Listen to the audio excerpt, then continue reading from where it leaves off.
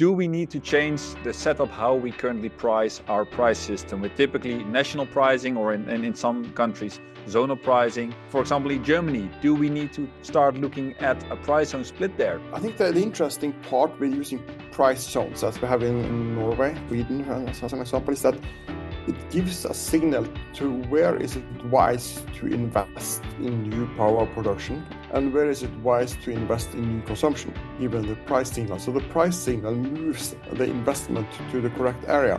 And if we do not do it, the answer is that we need to build more grid to be able to transfer the production capacity. So taking Germany as an example, we have kind of significant power production up in the north, especially with wind power, and a huge consumption in the south. And of course, yes, you probably have better wind conditions and get more kind of hours of production from your asset in the north, but it has to be transported to the south, where the consumption is as well. If you had the price signal instead, we would probably have a higher price in the south. That means that, you would perhaps install production capacity in that region instead, and not in the north. Yes, you will have fewer hours, operational hours on the assets, but the price will be higher, so it will pay off, and you do not need to build that much grid. Construction of the grid perspective, I think it makes sense to have these price areas. But I understand that from a kind of political perspective with equal power prices and so on, there are other parameters as well. But from a social economical perspective, it makes sense. We've had a great chat on many of the issues, from AI to flow-based market coupling, change of consumption side, the flexibility products, price incentive towards consumers, price split zones, quite a lot of topics.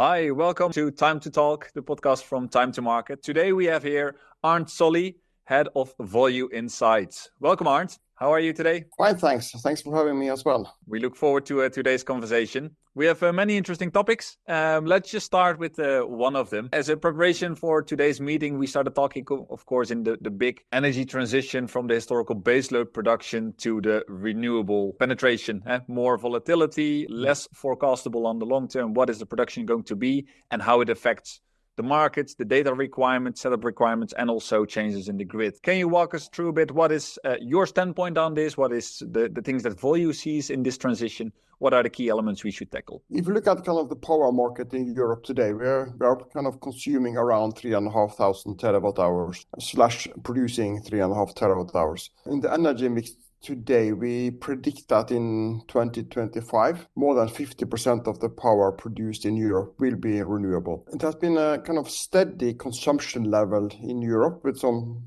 deviations up and down. Of course, it went quite down during the pandemic, but generally speaking, rather stable around 3,500 terawatt hours. But the energy mix has, of course, changed. But when we look into the future, we predict that due to the climate goals and the actions to reach them, we're predicting in average around 100 terawatt hours with new production each year until 2040. And that means that in 2040, approximately 75% of the energy mix in Europe will be renewable. Europe is for sure becoming greener. What we also see is that the single largest power source today is nuclear power. We forecast actually that next year, wind power will be the single largest source of energy in the energy mix in Europe. But the largest growing single source is PV. And if you also look down the road, we will still continue to phase out, for instance, coal in the energy mix. Gas will still be important. All the new power primarily comes from wind and the PV. And that means that the weather system or the power system in Europe will be primarily weather driven. So weather will be even more important in the future. In addition comes climate changes. So we see a kind of significant shift there. And that means, of course, a lot for instance, volatility and the security of supply of the entire power system. What is the biggest challenge you believe that this throws up, the renewable penetration? You mentioned now increased volatility, also need maybe for specific services in the market or adoption, a change of behavior from asset owners. What is the biggest challenge that we need to tackle altogether? I think there are several challenges. First of all, if you take kind of from a more power system and how it actually works perspective, I think we need to look at it on a different way. It comes to the security of supply, because today it's kind of a master-slave relationship between production and consumption, meaning that the consumer can actually do more it would like to do, the limitation of his or her main fuse, and the power producer needs to adapt.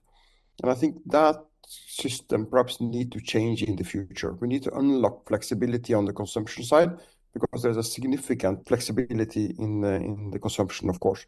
And not all power consumption is equally important, but today it is treated like that. And for instance, the regulation of the grid companies as well, they are kind of equally punished if it's not kind of important consumption versus more important consumption which goes out. So that is, I think, one change which we need to manage.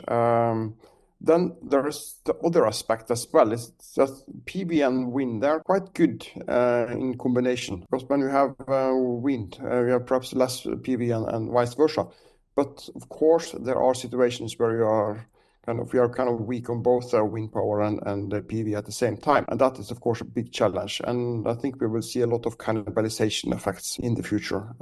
We see that already is coming now. Yeah, and this is something, of course, we saw in November with the very high prices, basically no wind, very low solar, and suddenly the market booms up. Everyone starts talking about it again. It's not an ideal setup, and it's very costly for the market, so to say. To go one step back to what you just mentioned on the consumption side, that we need to have changed there.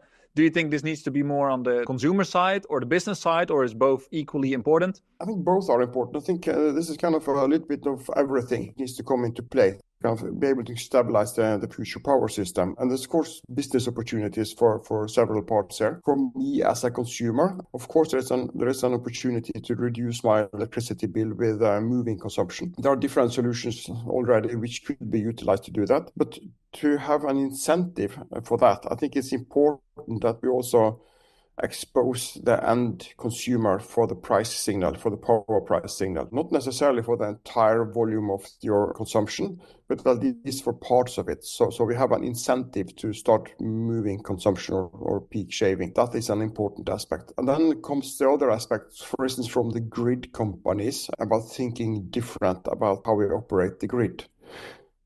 If you look at, for instance, distributed PV, the system today is that we are allowed to normally to install equal amount of PV at the household level as we have the main fuse.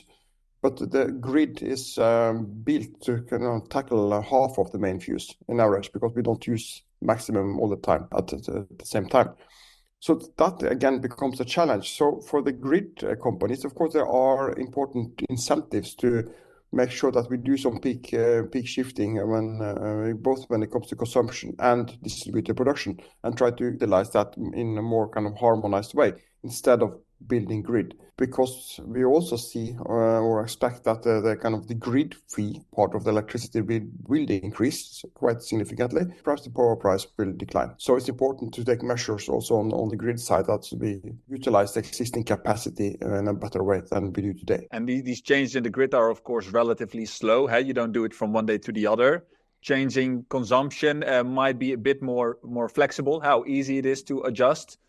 Do you think, as you sort of suggested, that consumers need to have a lot more exposure to spot markets per definition? You need to kind of expose the consumer to a price signal so that there is an incentive to start moving consumption.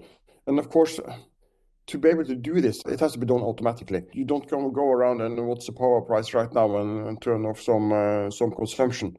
It has to be done automatically. So there lies a big opportunity as well for service providers, basically. Yeah, exactly.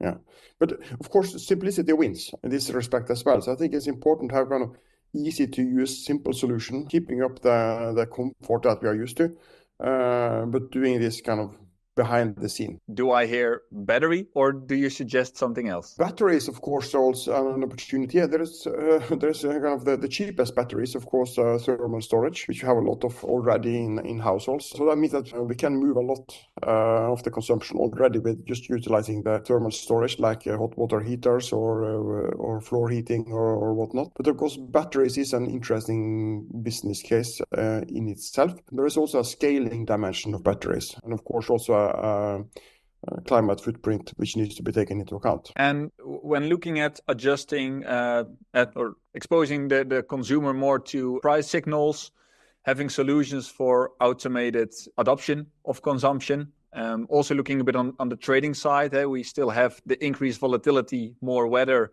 and more participants going to the spot. How do you try to tackle that as Volue? What is your right aim as a service provider here to attack the renewable penetration? Yeah, we are focusing quite a lot on the weather dimension nowadays, because we see that the weather it is of course important in the power system that we have today, but it will be even more important down the road. And that means that we have to have both higher accuracy, but of course also faster updates of the weather forecast and convert it into power, which we do. So in Insight, we are converting the weather signal into power signals, and then price signals, of course, afterwards. What we see is that there are great achievements which has been made now with new weather providers, providing weather input based on AI models instead of numerical models in the market. And we are currently launching that now in Insight, so that we have several customers testing it out already, and with kind of great results, both when it comes to accuracy, but of course the timing dimension, the freshness of the forecast is even more important, I think, both from a production planner perspective, but not at least from a trading perspective. AI is, of course, the biggest buzzword basically of 24. Everyone is talking about it, and you can buy the most non-AI products with an AI label on it. Let's dive a bit more into the facts here. How do you use AI in the weather forecasting? How is it different from your fundamental model? Is it just as good on the EC, the GFS, operationals, ensembles, what timescales? How does it really beat the previous old school fundamental models? That's a good point, because I think AI is very important technology, but it's also a buzzword, and we need to use it by care. And I think it's important to use the right tool for the right problem at hand. So there are different use cases for AI or machine learning, to call it in some instances as well. We have used it for a long time in Insight already. For instance, our spot model is a machine learning model in practice, but we also need the transparency. So the combination of AI and the fundamental models is interesting. So for instance, our new fundamental model for wind power and will also be consumption and PV is a hybrid model. It's a combination of an AI model and a fundamental model to have transparency in it. But a lot of the use cases that we see today is kind of, you run a fundamental model, let's say a hydrological forecast, and then you improve the short-term forecast with some machine learning algorithm.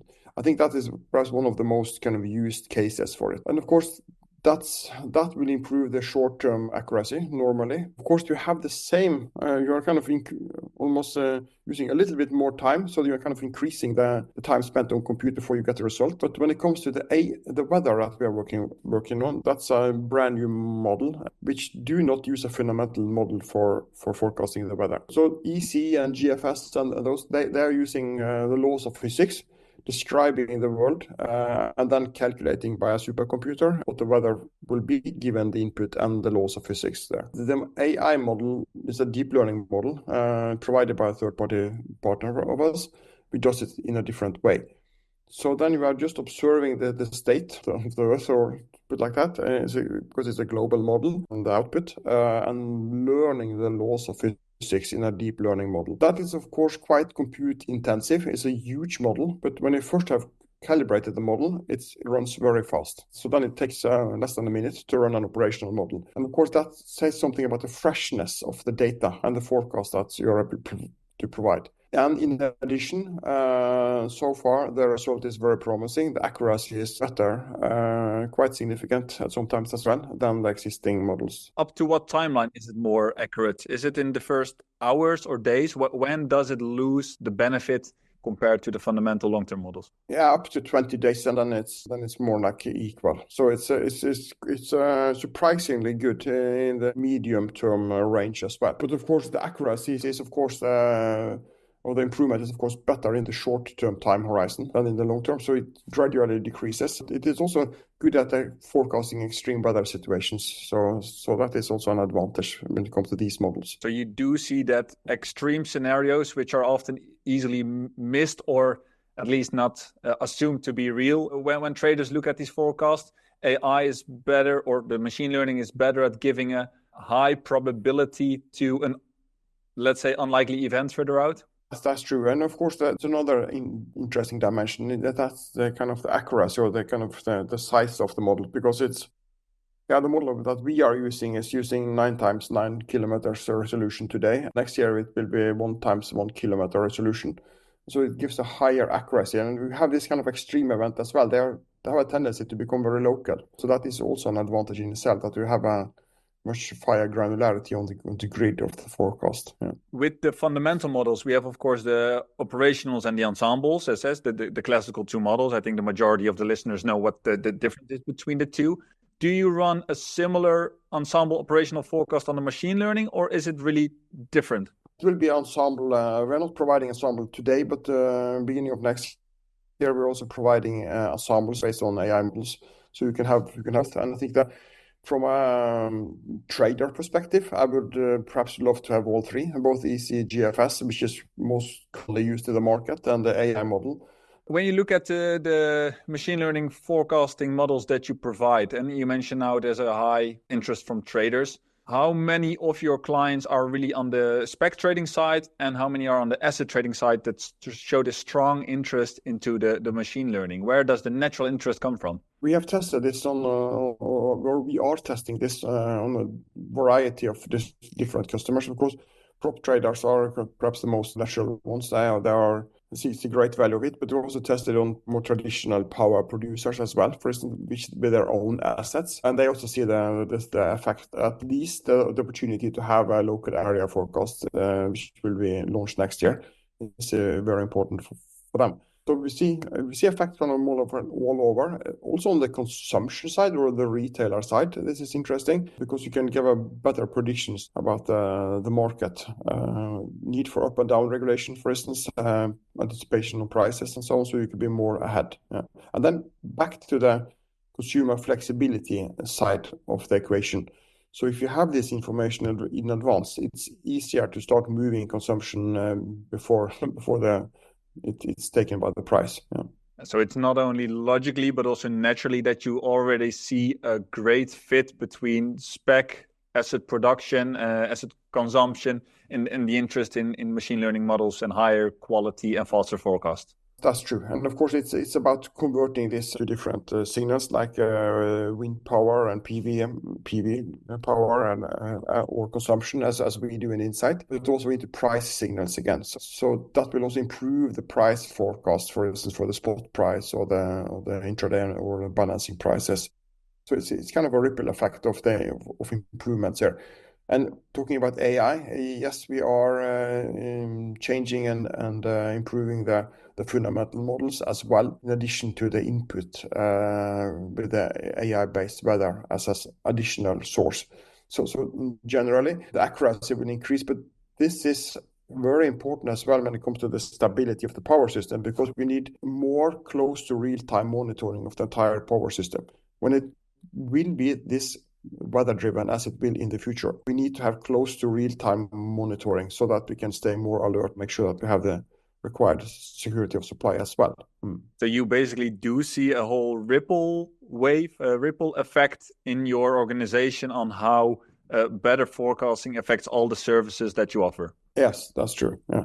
And you mentioned earlier as well, okay, we have the better forecast, but we also need to have an accurate link towards the pricing. You mentioned as well algo trading. How do you see the best link here between the algo trading solutions that you offer and integrating your machine learning data into it? An important link here, but because when we are moving close to real-time updates and also monitoring of the power market, to be able to utilize that information and respond fast enough, both the existing and the future power system, it needs to be connected more or less automatically to some trading solutions. I think a lot of the power market will be managed by automatic algo trading solutions, like we also provide, of course, in Volue, but also to have this effect of looking at which market do you want to put your bids into, day ahead versus the intraday and the different ancillary service markets. So, of course, in Volue, we are working on having this overlay of the different market and make sure that you kind of utilize the different market in an optimum way. Because I think there are two major kind of issues when it comes to the future power system. Yes, it will be more weather driven, and that means that the short-term power markets will be much more important in the future than it has been. It has been historically more, also seasonal planning has been more important. I think that will decline.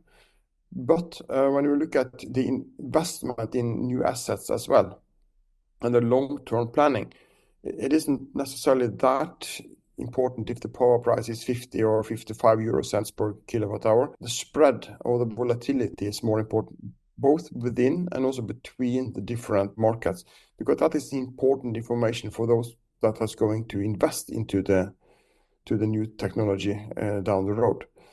And I think we have seen that the cannibalization effect has declined the capture ratio, for instance, on PV and also wind power, significantly in some countries, like in France and Germany. It has dropped from almost 100 to down to around 70%, for instance, for PV in the capture ratio. And of course, that is a challenge for those that are investing in these assets. But on the contrary side, in the same price areas, where we see this cannibalization on different technologies, you get a different capture ratio for the storage-based production, like batteries and storage-based hydro, for instance. So here in Norway, where I'm sitting right now, I'm sitting in the NO3 price area.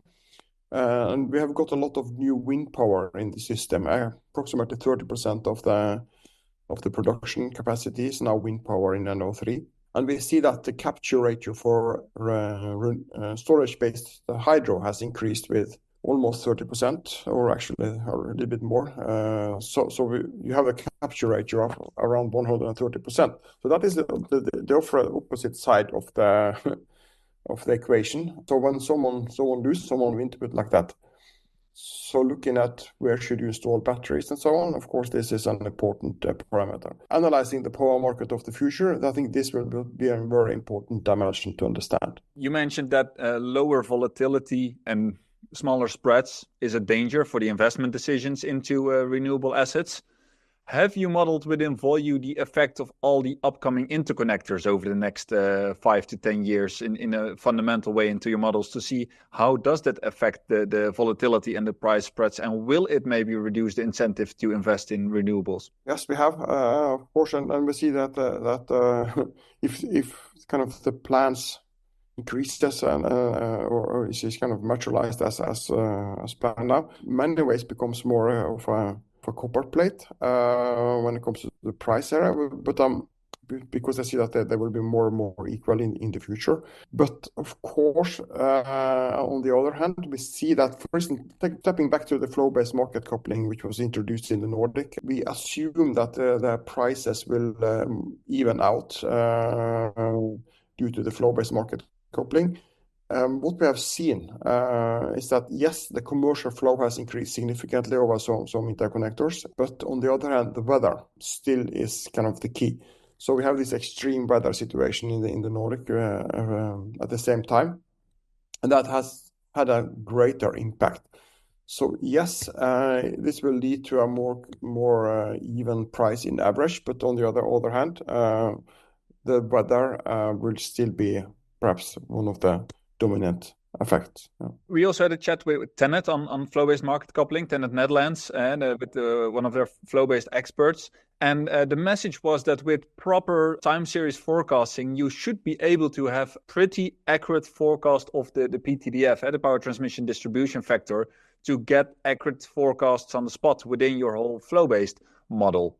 Now, not speaking from TSO side, but as a service provider who does provide all kinds of services and forecasts, and also knowing that you do have accurate weather forecasts available, what is your standpoint on this? Yeah, that's true. I think we are perhaps the only one which provides the flow-based market coupling in our spot model for the Nordic as well now, because we have implemented this for Europe, and it has been an important part of our spot model for quite a while. And of course, yes, we see this, but of course, as I mentioned as well, the commercial flows, they have increased significantly, but we should not underestimate the other effects, which are still important.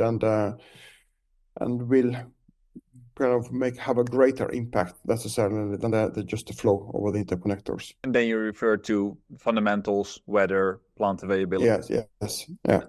There's another topic that we can discuss here. We see all this divergence, volatility. In the Nordics, we have all our different price zones, of course, but also in, for example, Germany, you have this huge spread on where is production, where is consumption, and we need to create price signals on the consumer side, you mentioned. And then the thought comes up is, do we need to change the setup how we currently price our price system with typically national pricing or in some countries, zonal pricing? For example, in Germany, do we need to start looking at a price zone split there? I think that the interesting part with using price zones as we have in Norway and Sweden, as an example, is that it gives a signal to where is it wise to invest in new power production and where is it wise to invest in new consumption, given the price signal. So the price signal moves the investment to the correct area. And if we do not do it, the answer is that we need to build more grid to be able to transfer the production capacity. And of course, that is from kind of socio-economical perspective, not the optimum solution. So taking Germany as an example, we have kind of significant power production up in the north, especially with wind power, and a huge consumption in the south. And of course, yes, you probably have better wind conditions and get more kind of hours of production from your asset in the north, but it has to be transported to the south, where the consumption is as well. And if you had the price signal instead, we would probably have a higher price in the south. That means that, you would perhaps install production capacity in that region instead, and not in the north. Yes, you will have fewer hours, operational hours on the assets, but the price will be higher, so it will pay off, and you do not need to build that much grid. So from a kind of construction of the grid perspective, I think it makes sense to have these price areas.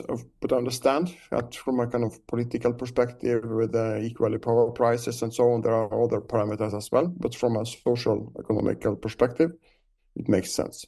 So you said that the price incentive must be there. Of course, we have the high split in production and consumption, but it's not as easy to say, okay, let's do this. We need a lot more political incentive as well, and also changes in the grid is basically what you say, right? Yes. Okay, so it's not as easy as just introducing it. Also on our initial talk, talked about local flex markets, basically taking a step back now to the consumption side of things. Can you walk us through on what kind of solutions are there now in the market for local flex markets? And do you think it might be a solution towards the increasing price signal, price exposure towards the consumer side?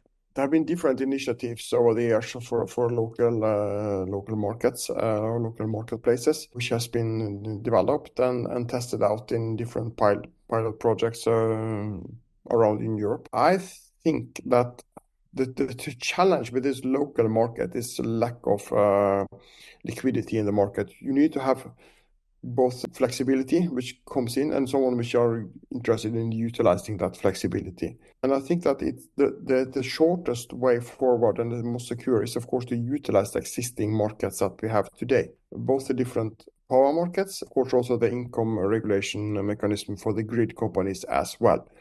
So I think it's wise to use the existing instead of introducing a lot of local marketplaces. I think they will struggle with getting the liquidity into those markets. I'm a little bit pessimistic. Yeah. and that's totally okay. We have, of course, in the current system, many exchanges that already have quite an, I think, optimal setup. We have the 𝐓𝐚𝐿, we have shared order books.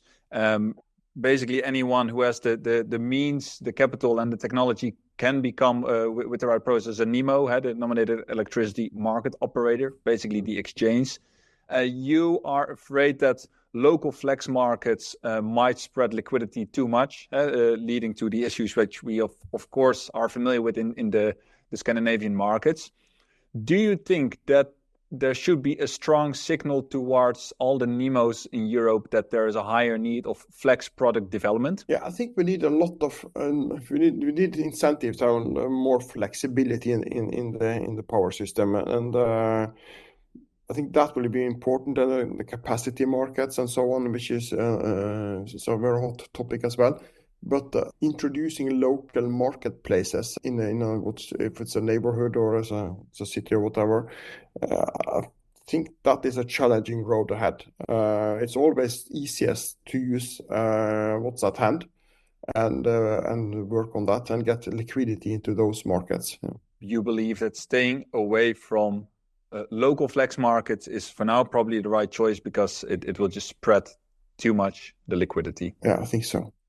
We've had a great chat on many of the issues, from AI to flow-based market coupling, change of consumption side, the flexibility products, price incentive towards consumers, price split zones, quite a lot of topics. One last question. You as Volue, what do you think is the biggest challenge for you as a company in this market? And what is the biggest challenge for the wholesale trading market? I think when it comes to the challenges of from the Volue perspective, I think what is important for us, and it's quite sure if it's a challenge, I think it's more an opportunity, but that is to connect different signals that we now get from all the new forecasts that we're providing in Insight into a price signal that could be used in different trading solutions, algo trading solutions, because I think that will be important, that all this information that is given is possible to utilize in an algorithmic trading perspective to be able to respond fast enough, because there will be a lot of new signals which are kind of small signals about there's a need for up and down regulation in this price area, for instance, which is a trading opportunity. When it comes to the market, that was the second question, wasn't it? Yeah. So what is the biggest challenge basically that the wholesale traders, the speculative traders are facing in the current market conditions? I think that in the current conditions, the risk, put like that, for the wholesale trader is perhaps the uncertainty which is caused by a power system which is more or less kind of lacking baseload capacity, and that means that understanding the volatility and the changes in the system more close to real time will be important. And I think there are three major parameters which I need to understand better. That's of course the impact of weather, and I think it's also the impact of outages. Then second or third is this curtailment, when you have kind of restrictions in the grid and so on. That will shut down some of the production capacity. So I think it's important to understand all these dimensions. And when we're talking about the close to real-time monitoring of the power system and the outages and so on, we are also cooperating with a partner in that field, which are measuring the inertia in the power system. Because even in Norway, it has been predicted that we will have from the TSO, that we will have a challenge with an inertia from 27, 28, even in the Norwegian power system, where we have a lot of flexible capacity. And I think this will be an important part of the power system in Europe down the road, that we have enough inertia in the system. And then it's also possible to monitor the system when it comes to outages, so that we ensure transparency and the ability to respond fast. Because today it takes, guessing in average, before an outage is actually reported in a UMM or remote message. So having that information more close to real time makes it possible to stabilize the power system faster when we have an outage, for instance, on an interconnector.